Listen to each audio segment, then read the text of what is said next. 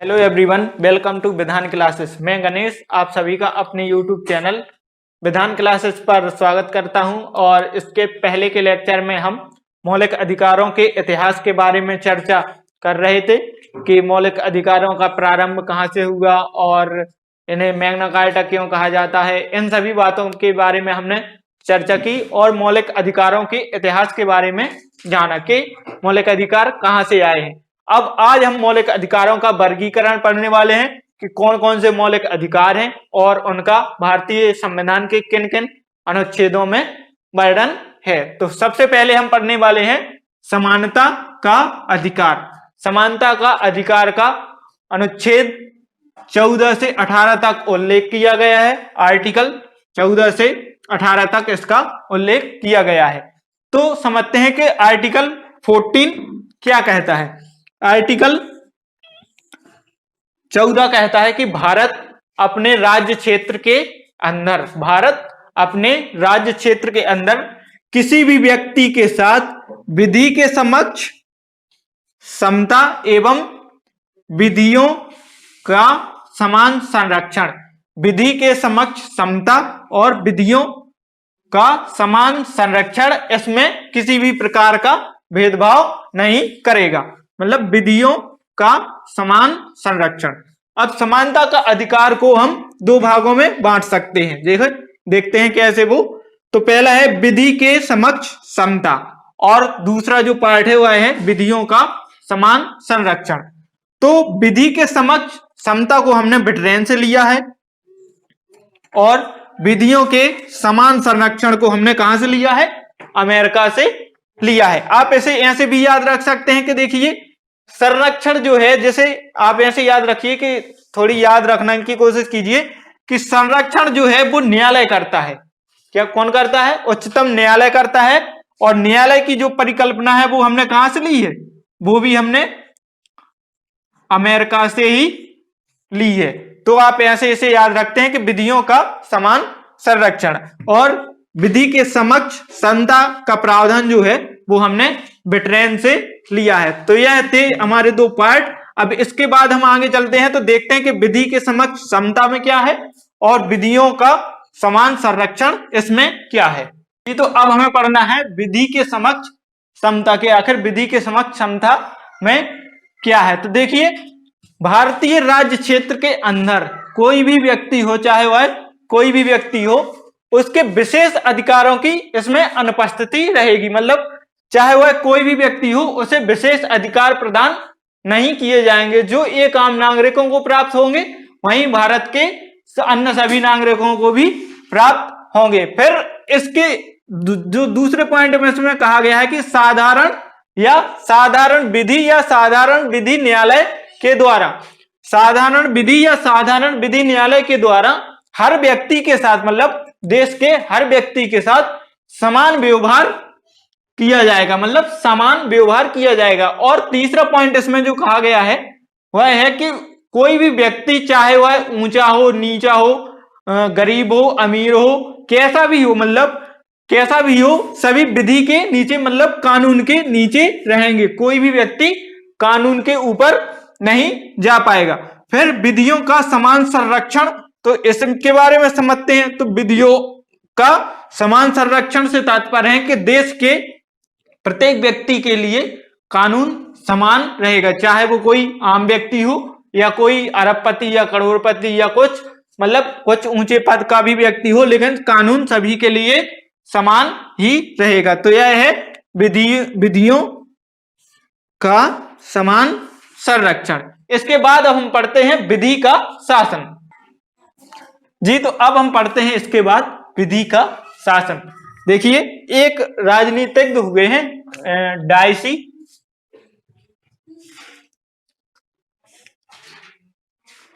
इन्होंने क्या किया है कि इन्होंने विधि के शासन को समझाया है कि आखिर विधि का शासन क्या है। तो इन्होंने देखो इसमें 3 पॉइंट बताए हैं कि 3 पॉइंट के द्वारा हम विधि के शासन को परिभाषित कर सकते हैं। तो पहले पॉइंट में इन्होंने कहा है कि इच्छा, मतलब इच्छा के व्यक्ति हैं, जो व्यक्तियों की इच्छा की अनुपस्थिति, मतलब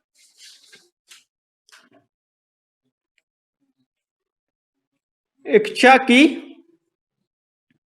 अनुपस्थिति।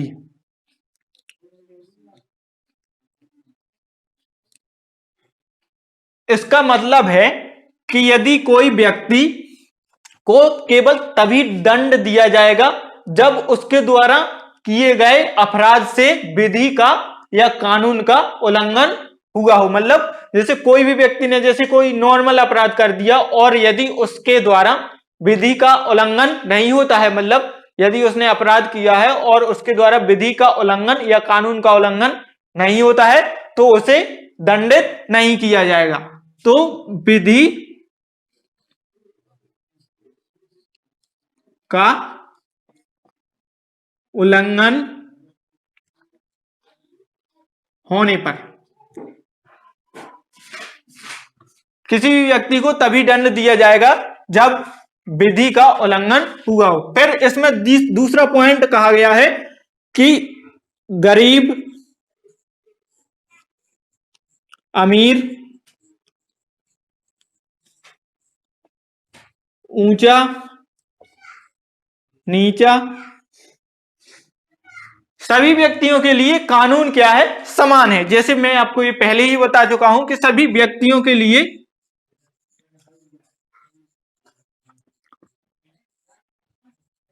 कानून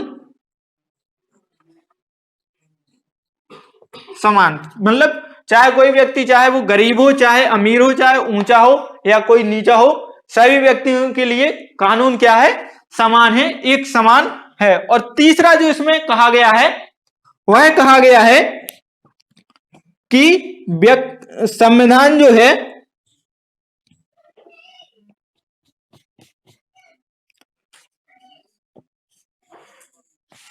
संविधान व्यक्ति के अधिकारों का परिणाम है।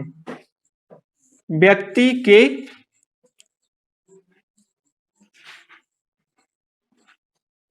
अधिकारों का परिणाम। यह वाक्य, तीसरा वाक्य इसमें कहा गया है कि संविधान जो है वो व्यक्ति के अधिकारों का परिणाम है, कि मतलब व्यक्ति के अधिकारों के लिए संविधान का निर्माण किया गया है। यह कहा है अपने डाइसी महोदय ने विधि के शासन के लिए, उन्होंने ये 3 पॉइंट बताए हैं। अब यहां उल्लेखनीय बात, मतलब ध्यान देने बात ये है कि ये पहला पॉइंट और दूसरा पॉइंट तो भारत पर लागू होते हैं। जैसे किसी भी व्यक्ति को विधि का उल्लंघन होने पर ही दंडित किया जाएगा और अमीर, गरीब, ऊंचा, नीचा सभी व्यक्तियों के लिए कानून समान है। लेकिन ये तीसरा वाला जो पॉइंट है वह हमारे यहां भारत में लागू नहीं होता है, क्योंकि भारत में संविधान द्वारा ही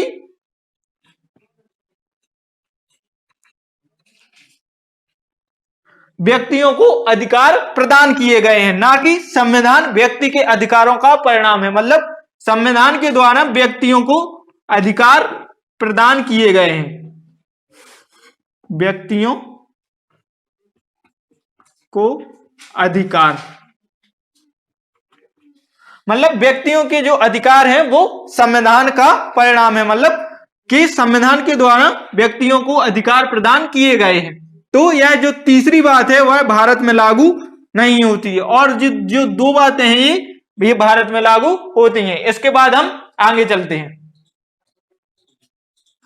जी। तो अब हमने समता का अधिकार तो पढ़ लिया, लेकिन मेरे मन में यहां पर एक सवाल उठ रहा है कि मैंने कहा कि विधि सभी के लिए समान है, लेकिन आप लोग मुझे एक बात बताइए कि जब विधि समान है तो जैसे राष्ट्रपति या राज्यपाल के ऊपर जब उनके कार्यकाल के दौरान उन पर कोई भी प्रकार का केस क्यों नहीं लगता है, क्यों उनके कार्यकाल के दौरान किसी भी प्रकार का उन पर कोई केस क्यों नहीं लगता है। तो अब हम पढ़ते हैं कि समता के कुछ अपवाद हैं जो यह बताते हैं कि समता के कुछ अपवाद। तो अब हम पढ़ते हैं कि समता के कुछ अपवाद क्या है।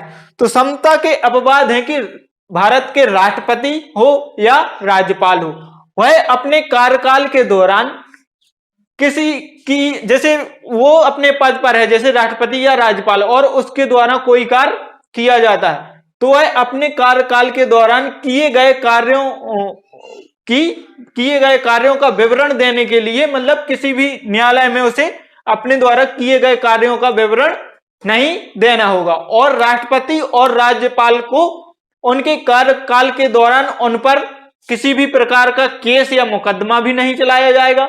उनमें किसी भी प्रकार से गिरफ्तारी और उन्हें मतलब किसी भी प्रकार से जब तक वह अपने पद पर है तब तक उन्हें गिरफ्तार भी नहीं किया जा सकता। और किसी भी न्यायालय में उनके ऊपर दीवानी न्यायालयों के द्वारा केस नहीं चलाया जा सकता है। तो यह है समता के अपवाद। समता के अपवाद को अब हम थोड़ी लिखकर देख लेते हैं कि समता के अपवाद में राष्ट्रपति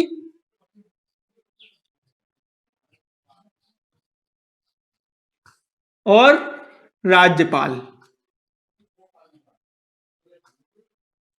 इनकी क्या है, कार्यकाल के दौरान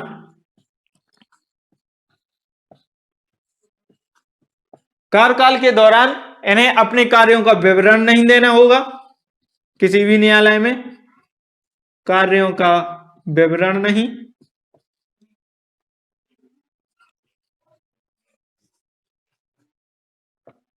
किसी भी न्यायालय में मुकदमा नहीं चलाया जाएगा, न्यायालय में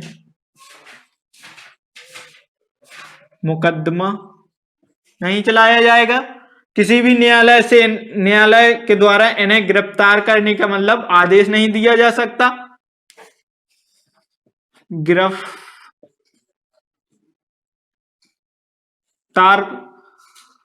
का ना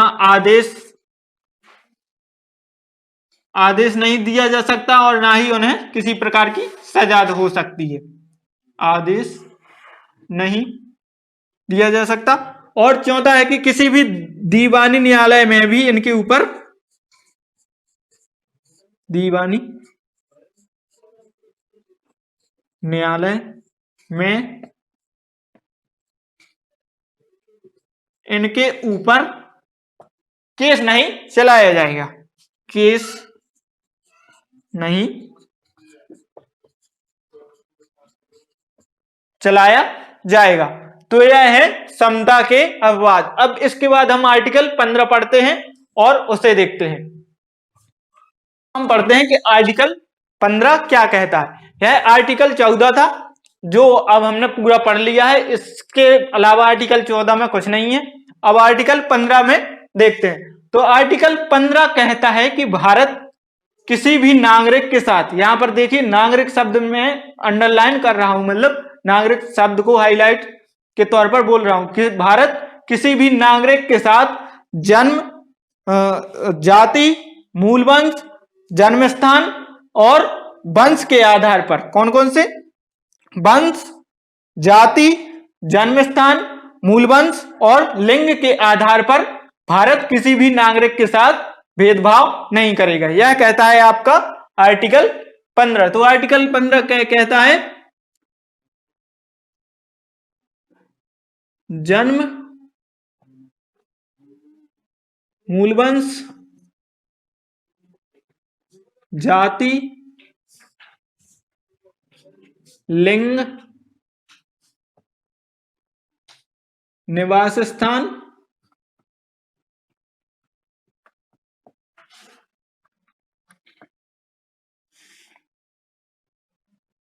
जन्म, मूल वंश, जाति, लिंग और निवास स्थान के आधार पर भारत किसी नागरिक के साथ भेदभाव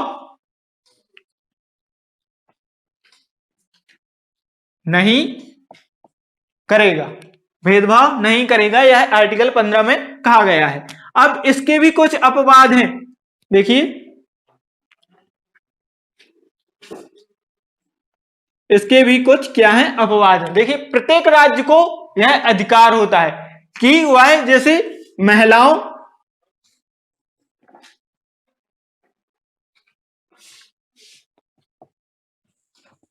प्लस बच्चों,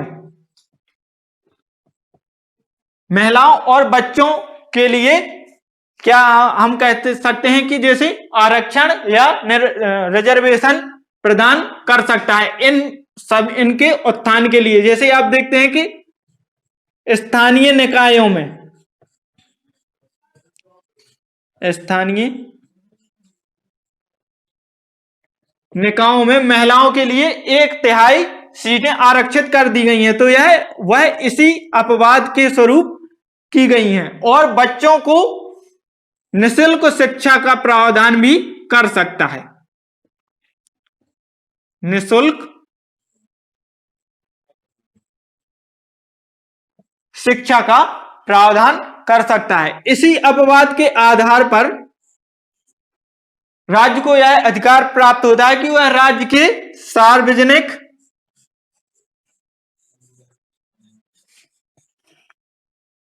एवं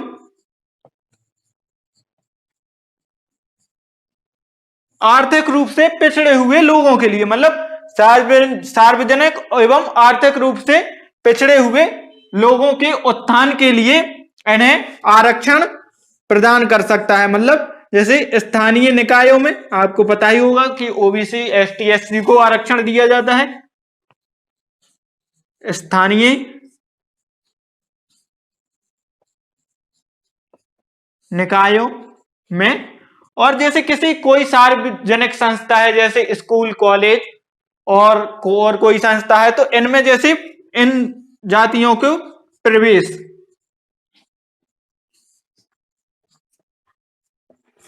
लेने पर भी इन्हें आरक्षण दिया जाता है। तो आप यह भी देखते होंगे कि ओबीसी वालों की, कॉलेज की, जैसे स्कूल कॉलेजों की लिस्ट कम जाती है उनकी मेरिट, एसटी एसटी वालों की, तो वह इसी अपवाद के फलस्वरूप दिया जाता है। अब इसके बाद हमें समझना है कि एक कंसेप्ट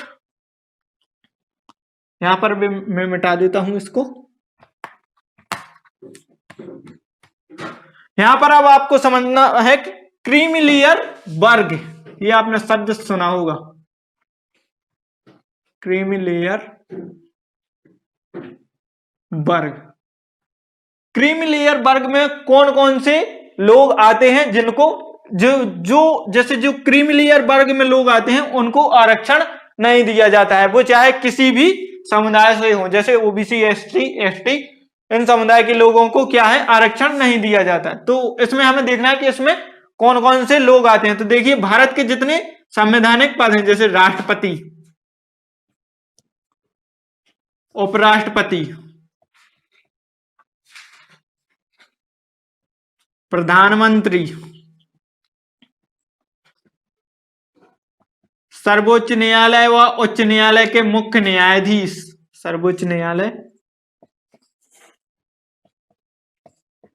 उच्च न्यायालय,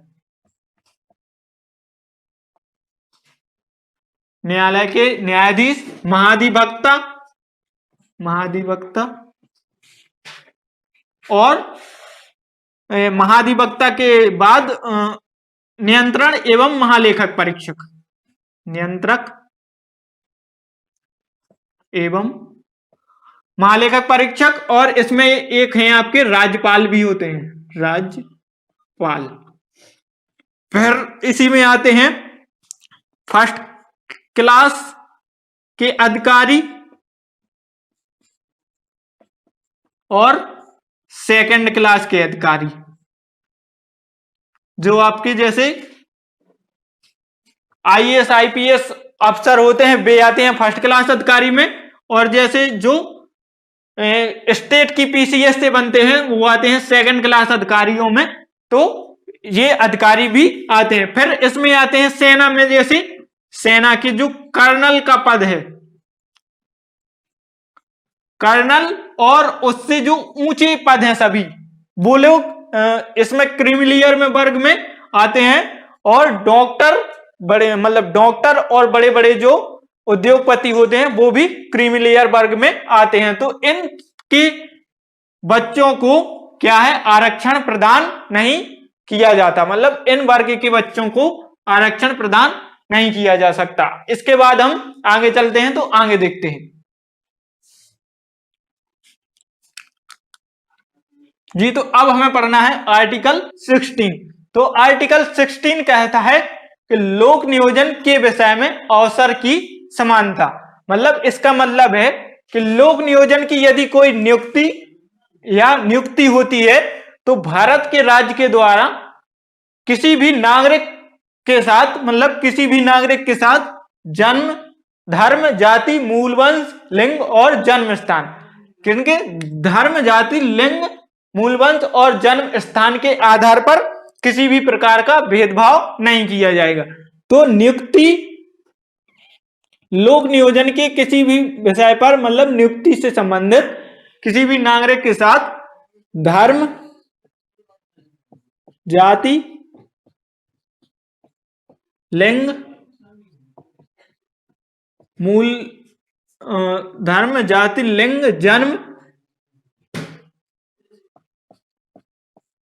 एवं मूल स्थान, इसके आधार पर भारत की सरकार के द्वारा किसी भी प्रकार का भेदभाव नहीं किया जाएगा। अब इसी बीच हमें एक कंसेप्ट और समझना है कि इसी बीच मंडल आयोग क्या है, मंडल आयोग क्या था, यह इसी से मतलब संबंधित है, तो इसलिए आपको समझा रहा हूं। 1989 में देखिए मंडल आयोग 1989 में इसका गठन किया गया था। तब बीपी मंडल की अध्यक्षता में, बीपी मंडल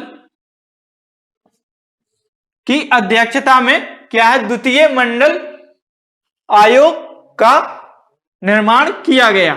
इस मंडल आयोग ने क्या किया, 1980 में अपनी रिपोर्ट प्रस्तुत की। 1980 में इसने अपनी रिपोर्ट प्रस्तुत की और 1980 में इसने अपनी रिपोर्ट प्रस्तुत की और 3743 जातियों को, 3743 जातियों को ओबीसी में इसने रख दिया। मतलब ओबीसी में रख दिया इन जातियों को, जो टोटल जनसंख्या का कितना परसेंट थी, 52% थी। मतलब यदि कुल जनसंख्या 100% थी तो 52% जनसंख्या ओबीसी की थी।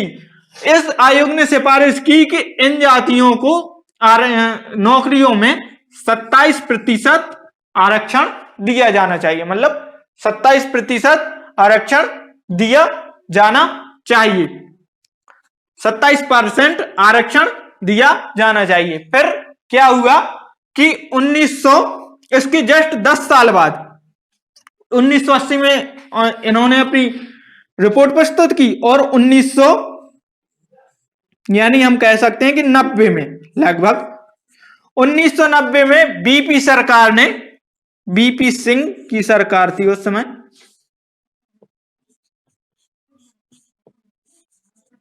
बीपी सिंह की सरकार ने इसे लागू कर दिया कि ओबीसी को नौकरी में 27% आरक्षण दिया जाएगा, नौकरी में 27% आरक्षण दिया जाएगा। तो इस प्रकार ओबीसी, एससी और एसटी इन तीनों को आरक्षण मिलाकर के कितना हो गया, 50% हो गया।